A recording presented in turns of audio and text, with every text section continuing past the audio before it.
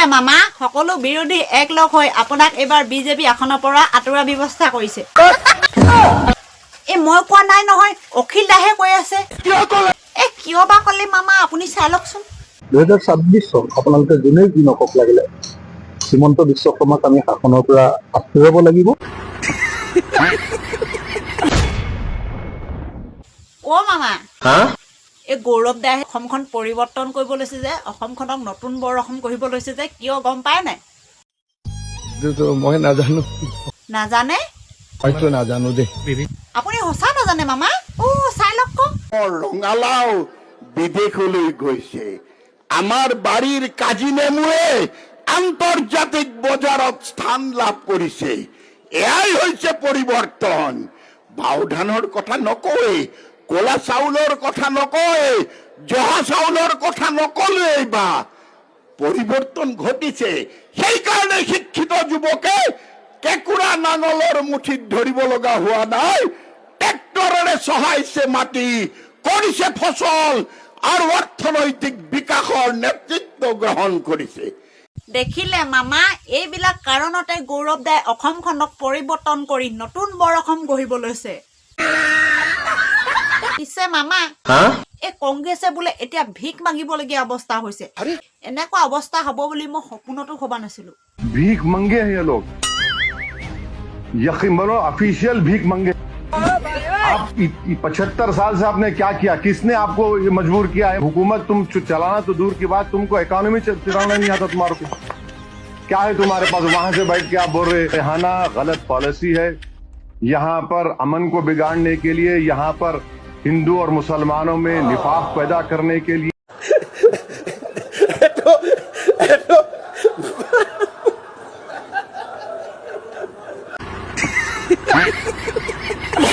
এ মামা কি হলো এইবাৰ নিৰ্বাচনত কংগ্ৰেছক অসমীয়া আৰু মুছলমান কোনোৱে বোলে ভোট নিদিয়ে অ মামা এই নিউজ এটাত পাই আছো অকল মিয়াসকলেহে ভোট দিব হেনো ভিডিঅ'টো আছে নেকি আছে মামা ভিডিঅ'টো চাই লওক কংগ্ৰেছ এতিয়া কেৱল মুছলমানৰ দল কংগ্ৰেছক কোনো হিন্দু মানুহে ভোট নিদিয়ে এজনো অসমীয়াই ভাল নাপায় কংগ্ৰেছক কংগ্ৰেছে লাভ নকৰে মুছলমানৰ ভোট নাপায় অসমীয়াৰ ভোটো বদৰুদ্দিন আজমলক ৯৯% মানুহে বিচাৰি আছে কংগ্ৰেছ দলক এইবাৰ মুছলমানৰ দল আখ্যা মৌলানা বদৰুদ্দিন আজমলৰ সভাগত বিধানসভা নিৰ্বাচন আৰু বিধানসভা নিৰ্বাচনক কেন্দ্ৰ কৰি বদৰুদ্দিন আজমলে মন মেলিছে বিধানসভা নিৰ্বাচনত অৱতীৰ্ণ হোৱাৰ আগন্তুক নিৰ্বাচনত বিন্দাকান্দি সমষ্টিৰ পৰা নিৰ্বাচন খেলিবলৈ সাজু হৈ উঠিছে মৌলানা বদৰুদ্দিন আজমল ইতিমধ্যে এআইডিএফে সাজু কৰি তুলিছে প্ৰাৰ্থীৰ তালিকা 25টা সমষ্টিৰ প্ৰাৰ্থী দিব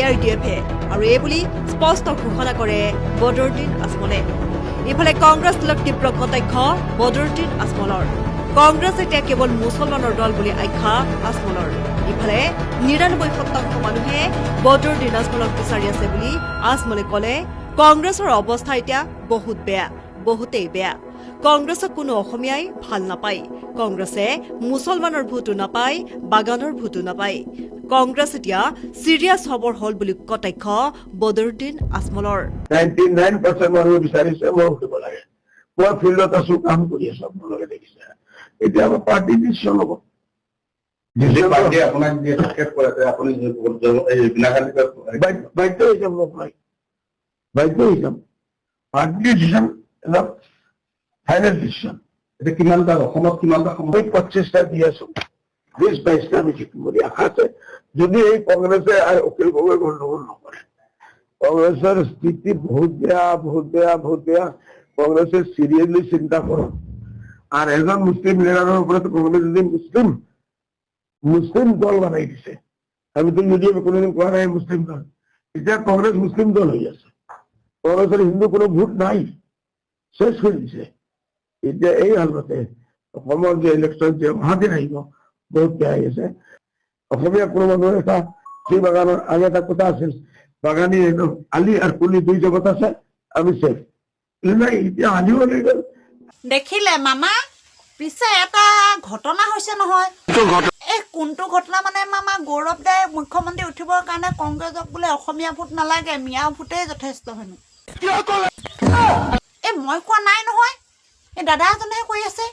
কংগ্ৰেছক গৌৰৱ গগৈ মুখ্যমন্ত্ৰী বনাবলৈ অসমৰ ভোট নালাগে, মিয়া ভোটেই যথেষ্ট। ব্ৰেইনটো নট থাকিব লাগিব নে নালাগিব? নট নাথাকিলেহে এনেকুৱা কথা ক'ব। বরবাদ করে দিলে অসমখন বরবাদ করে দিলে মামা মামা ও মামা অসমখন বরবাদ করে দিলে। অ' মামা, এই সঁচাকে অসমখন বৰবাদ কৰি দিলে নেকি বাৰু আপুনি? অ' মামা, অকল হেৰিয়াৰ নহয়, মোদী ডাঙৰীয়াকো ৰাজপথত খুব মাৰিছে।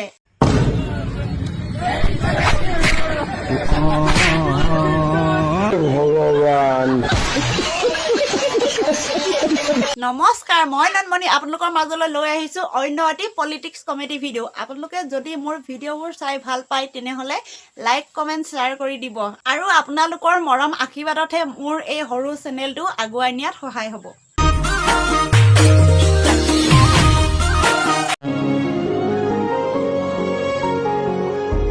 অ' অখিলদা, আপোনালোকৰ সেই মিত্ৰ যুঁজখন আগবাৰ দৰে এইবাৰো তিনিকুণীয়া হ'ব নেকি? যোৱাবাৰো তিনিকুণীয়া হৈছিলে। আপোনাৰ কিবা আপত্তি আছেনে? এইবাৰো তিনিকুণীয়া হ'লে মোৰ কোনো আপত্তি নাই, মোৰ কোনোৱে আপত্তি নাই। যদি কোনোবাই কয় যে এটা দলৰ লগত মিত্ৰতা কৰিব আৰু সভাপতিৰ এগেইনষ্টতো ছিট দিব, এইবুলি যদি কোনোবাই কৰে, মই ক'ম নেকি যে কংগ্ৰেছৰ সভাপতি কি নাম কয়? আমাৰ গৌৰৱ গগৈৰ এগেইনষ্টত ৰাইজৰ দলে টিকেট দিম নেকি? Leader of the opposition Debabrata শইকীয়াৰ এগেইনষ্টত আমি টিকেট দিম নেকি? যদি অখিল গগৈৰ এগেইনষ্টত যদি কোনোবাই টিকেট দিম বুলি কৈছে, তাৰ অৰ্থটো হ'ল মিত্ৰতা নকৰোঁ বুলি কৈছে। 12টা বজাৰ পাছত, ৰাতি 12টা বজাৰ পাছত মিত্ৰতা সম্পৰ্কীয় সকলোবিলাক কথা খোলোচা কৰি কৈ দিম আপোনালোকক। কিন্তু মই আজিলৈকে দায়বদ্ধ, আজি ৰাতি 12টা বজালৈকে মই দায়বদ্ধ। আজি ৰাতি 12টা বজাৰ ভিতৰত যি হৈ গ'ল হৈ যাব, তাৰ পাছত মই 12টা বজাৰ পাছত ক'ব পাৰিম।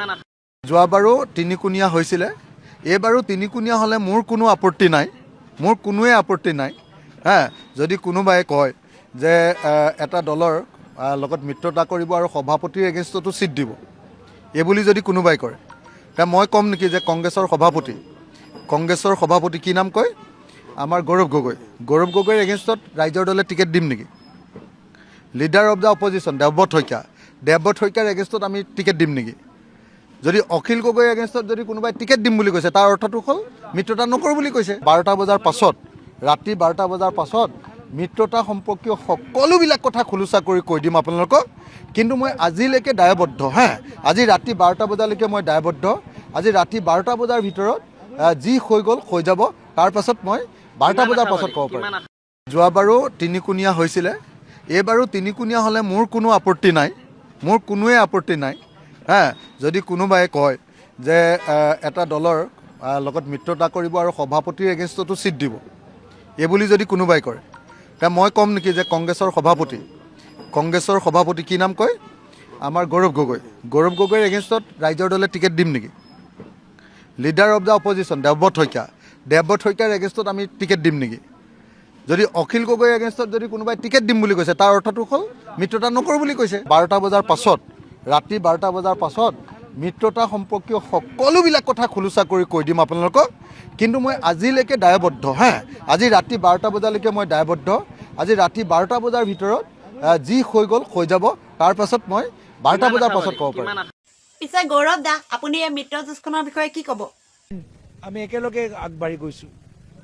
আপোনালোকে যে গোটেই দিনৰ ভিতৰত আমি যে বিভিন্ন ঠাইত গৈ আমাৰ কৰ্মীখিনি আমাক স্বাগতম জনাইছে, আজি তেওঁলোকৰ সাহস চাই আজি ৰাইজে এতিয়া গম পাই গৈছে যে কংগ্ৰেছৰ চৰকাৰ অহাটো নিশ্চিত।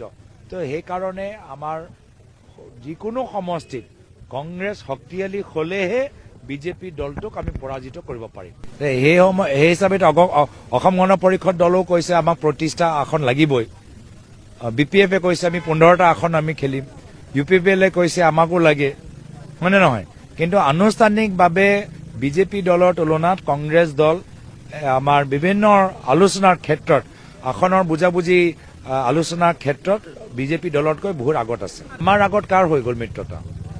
যদি আমাৰ পলম হ'ল, যদি তো আমাৰ আগত কোনোবাই কৰিছে হপায়, মইতো গম পোৱা নাই কোনোবাই কৰিছে। তো কাৰ লগত তুলনা কৰিছে? তেওঁলোকৰ ক'ত হ'ল? তেওঁলোকৰ হ'লে মই ক'ব পাৰোঁ কিয় তেওঁলোকৰ হৈ গ'ল, আমাৰ পলম হৈছে। তেওঁলোকৰে হোৱা নাই, আৰু এই ক্ষেত্ৰতো আমি বিভিন্ন দলৰ লগত ইতিমধ্যে আমাৰ কথাবোৰ সম্পন্ন হ'লেই। তো মইতো গম পোৱা নাই বিজেপি দলে আজি নিজৰ যে তেওঁলোকৰ দলৰ মাজত আন্তৰিক কাজিয়া, সৰ্বানন্দ সোণোৱাল ডাঙৰীয়া আৰু হিমন্ত বিশ্ব শৰ্মা ডাঙৰীয়াৰ মাজত যে আন্তৰিক কাজিয়া, সেইখিনি লুকাবলৈ কাৰণে বাৰম্বাৰ কংগ্ৰেছৰ কথা কয়। নিজৰ দলৰ কথা কওক না, ইউ পি পি এলক কিমান দিব, বি পি এফক কিমান দিব, অগপ দলক কিমান দিব, সেইখিনি কথা কিয় নকয়? যথেষ্ট ভাল দেখিছোঁ, এটা মেচিভ মানে এটা চুনামি আপোনালোকে আগন্তুক দিনত কংগ্ৰেছ দলৰ পক্ষত আপোনালোকে আগন্তুক দিনত দেখা পাব। নাই, আমি চাৰিওফালে দেখা পাইছোঁ সাধাৰণ ৰাইজ, আনকি সাংবাদিকসকলেও আমাৰ চৰকাৰ অহাটো বিচাৰে, তেতিয়াহে আপোনালোকে প্ৰশ্ন সুধিব পাৰিব। নহ'লে আজিৰ তাৰিখত বিজেপি দলটোক আজিৰ তাৰিখত মোক যেনেকৈ সুধিছে, বিজেপি দলৰ নেতা সুধিলেই বিজেপি দলৰ নেতা ক'ব আপোনাৰ মালিকৰ নাম কি? আপোনাৰ প্ৰশ্ন আমি উত্তৰ দিব নোৱাৰোঁ। কংগ্ৰেছ দলটো কেতিয়াও আপোনালোকৰ মালিকৰ নাম নুসুধে, আপোনালোকৰ প্ৰত্যেক প্ৰশ্ন গুৰুত্ব সহকাৰে দিয়ে। সেইকাৰণে সাংবাদিকসকলেও আমাৰ চৰকাৰ অহাটো বিচাৰে। দেখিলে মামা, সকলো বিৰোধী একলগ হৈ আপোনাক এইবাৰ বিজেপি আসনৰ পৰা আঁতৰোৱাৰ ব্যৱস্থা কৰিছে। মই কোৱা নাই নহয়, অখিল দাসে কৈ আছে। কিয় বা ক'লে মামা, আপুনি চাই লওকচোন। 2026 চন আপোনালোকে যোনেই যি নকওক লাগিলে হিমন্ত বিশ্ব শৰ্মাক আমি শাসনৰ পৰা আঁতৰাব লাগিব। দেখিলে মামা, পিছে এইবাৰ বিজেপি জিকিব নাই? বিজেপিটো ইলেকশ্যনত জিকিবই। মামা, এই কথা এটি কওঁ নেকি? কথা নাই, একো নহয়। আপুনি বেয়া পাব বা? কথা নাই, একো নহয়। ময়ো এবাৰ কংগ্ৰেছত ভোট দিম বুলি ভাবিছো। কংগ্ৰেছত ভোট দিয়ে আৰু বোকা ৰাস্তাত খোজকাঢ়ে। আপোনালোকে ইমান গণ্ডগোল লগাই থাকে। যিমান গণ্ডগোল লগাই থৈ গৈছে কংগ্ৰেছে লগাই থৈ গৈছে। কংগ্ৰেছে গণ্ডগোল লগাই থৈ গৈছে মামা। আপুনি দেখোন আগতে কংগ্ৰেছতে আছিলে। কিয় ক'লে মানে মামা, এই ভিডিঅ' এটা পাইছিলো, চব কওক। সকলো ভাল কাম কংগ্ৰেছে কৰিছে। মহাত্মা গান্ধী আছিলে, গোপীনাথ বৰদলৈ আছিলে, সকলো ভাল কাম পঞ্চায়ত, দেশ স্বাধীন কৰা সকলোটো কংগ্ৰেছে কৰিছিল।